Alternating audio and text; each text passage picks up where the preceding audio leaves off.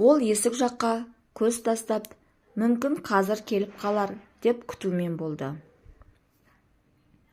Сағат түлі түнгі 2-ден асып бара жатса да, Абзалдың қарасы көрінбеді. Айнұрдың көңілі алаң, жүрегі дүрсілдеп, не істерін білмей терең күрсініп алды. Ақыры шыдамай далаға шығып, ауладағы самал ауамен тыныстады. Аспандағы жұлдыздарға қарап тұрып, ішіндегі сезімді өзі де түсіне алмады. Менің оған қандай қатысым бар? Ол өз өмірімен жүр ғой. Мен Арманның әйелімін деп өзін сабырға шақырғысы келді. Бірақ жүрегі басқа бірдеңені қалап тұрғанын жақсы түсінді. Осылай ойланып тұрған сәтте алыстан сықылықтаған күлкі мен аяқтың тықыры естілді. Айнұрдың денесі дір етті. Абзал біреумен келе жатқандай. Ол үйге кіргенде көңілді, еш алаңсыз еді. Айнұр болса оны көріп іштей қысылып, үнсіз ішке кіріп кетті. Төсекке жата бергенде көзінен аққан жас жастыққа тамып жатты. Айнұрдың көңілі күн өткен сайын алаң күйде жүрді. Ол енді бұрынғыдай емес. Арманға жиі шүйлігіп, ұсақ-түйек нәрселерге бола сөз қайтарып, ұрсатын әдет шығарды. Күйеуінің салмақты, сабырлы мінезі оны ашуландыратын болды. Арманның өзіне көңіл бөлмейтіні, ешқашан Абзалдай әзілдеспейтіні, жай ғана үйдің қамымен жүргені Айнұрды қанағаттырмайтын. Арман, сен неге үнемі жұмыстан бас алмайсың? Маған көңіл бөлуді қашан ойлайсың? Деп бір күні ашуға булығып кетті. Арман сәл таңырқап, кітап оқып отырған жерінен басын көтеріп, Айнұр, мен бәрін сендер үшін жасап жүрмін ғой, сен неге ренжіп жүрсің? Деп сабырлы үнмен. Бар айтатының осы, сен мені түсінбейсің, деп Айнұр ренжіп, теріс бұрылып кетті. Ол іштей Арманның да Абзал секілді көңілді, ашық жарқын, өмірге жеңіл қарайтын адам болғанын қалады.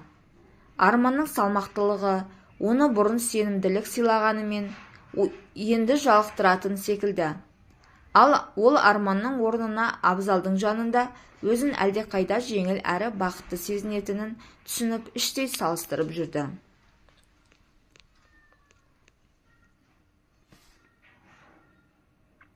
Айнұрдың соңғы кездері өзгеріп, күйгелектеніп жүргенін ата-енесі мен Арман да байқап жүрді.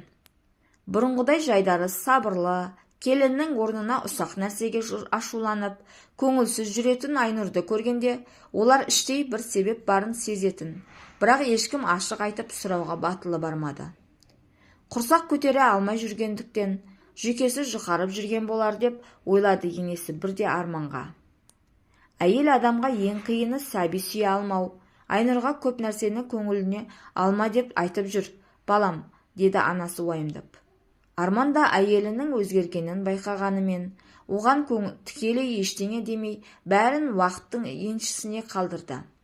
Ол да Айнұрдың бала көтермегеніне іштей алаңдайтын, бірақ оны сыртқа шығармайтын. Оның ойынша, әйелінің көңіл күйінің құбылуы осының бәріне байланысты секілді көрінді. Сабыр ет, апа, бәрі өз уақытында болар, деді Арман анасына сабырмен. Ал Айнұр болса, өз бойындағы алай-дүлей сезімдермен арпалысып, ішкі түйсігімен өзін қинап жүрді. Ол айналасындағы адамдардың ойында не барын білмесе де, олардың мүсірке қарайтынын іштей сезетін. Бұл жағдай оны одан сайын ашуланшақ көңілсіз күйгелек ете түсті. Ата-енесі Айнұрды аяп, оған көп нәрсені айтпай, барынша жұмсақ болуға тырысты. Бірақ Айнұр үшін олардың үнсіздігі де ауыр көрінетін. Ол өз сырын ешкімге ашып айта алмай, жалғыздықтың тұңғиығына батып бара жатқандай сезінді.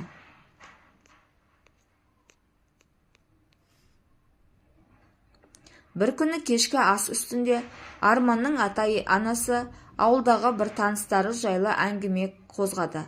Енесі шай құйып отыр.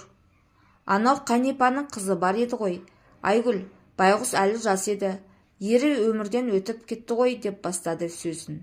Иә, деп атасы басын изеді. Енді міне әмеңгерлікпен қайнысы алыпты дегенді естіп жатырмыз. Жесірін жатқа бермей, Отбасының абыройын сақтады ғой. Баяғыдан келе жатқан дәстүр ғой бұл. Айнұр енесінің сөзін ести сала, қолындағы қасығын түсіріп алды. Көңілі алай-дүлей күйге түсті. Әмеңгерлік деген сөз құлағында қайта-қайта жаңғырып тұрды. Көз алдында бірден Арман емес, Абзалдың бейнесі көлбеңдеп кетті. Енесі сөзін жалғастырып, жесірін далаға тастамай, өз шаңырағында ұстап отырған дұрыс. Жас әйелдің бағы ашылсын дегені ғой. Айнұр ыстық шайды ұрттап отырып, бойын кернеген ойды тарата алмады. Ол ата-енесінің сөзін үнсіз тыңдап, көз қиығымен Арманға қарады. Ол әдеттегідей салмақты, ештеңеге алаңдамаған күйі тамағын ішіп отыр. Ал Абзал болса, күлімсіреп, жеңіл әзілмен әңгімеге қосылды. Иә, мұндай жағдай көп қой, дәстүрге қарсы шыға алмайсың. Айнұр іштей осы дәстүрдің өзіне де қатысты болғанын қалайтынын аңғарды. Арманнан алыстап бара жатқанын сезінген сайын оны Абзалға қарай ауып, осы бір әмеңгерлік жайлы сөздер жүрегінде бір үміт отын тұтатып жібергендей болды. Бірақ өзін тез жинап, бұл ойдан арылуға тырысты. Бүгінде ондайға кез келген әйел көнбей қойса қайтесіңдер деп Айнұр байқатпай сөзге араласты. Атасы қарқылдап күліп: «Әй келін-ау, күнбей қайда барады? Қазақтың салты ғой сол. Жесірін ешкім далаға тастамаған емес», деді. Айнұр күлімсіреді, бірақ ішкі ойы мүлде басқа жақта еді.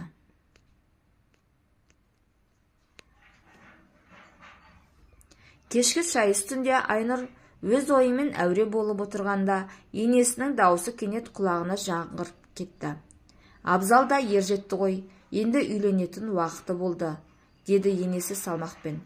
«Кеше ауылдағы емшіге апарып дем салдырып жолын аштырдық.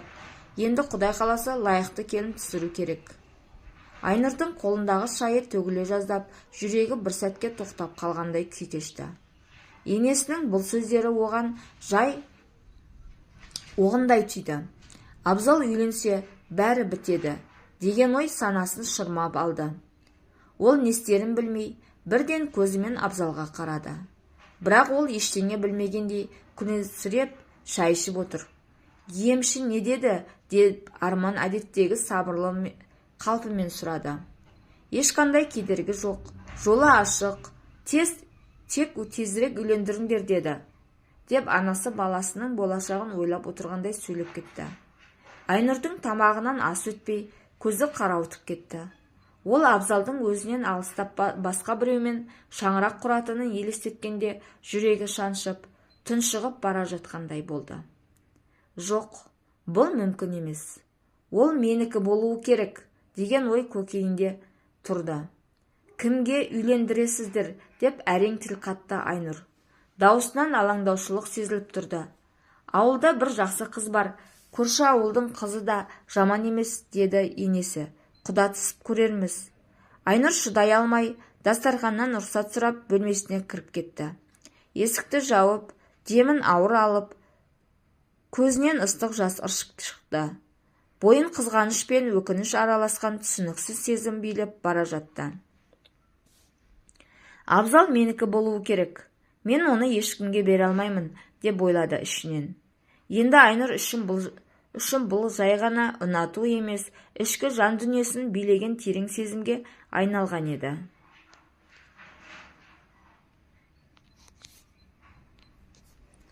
Айнұр төсегіне отырып, басын екі қолымен ұстап, ішіндегі ойлармен арпалысып отырды.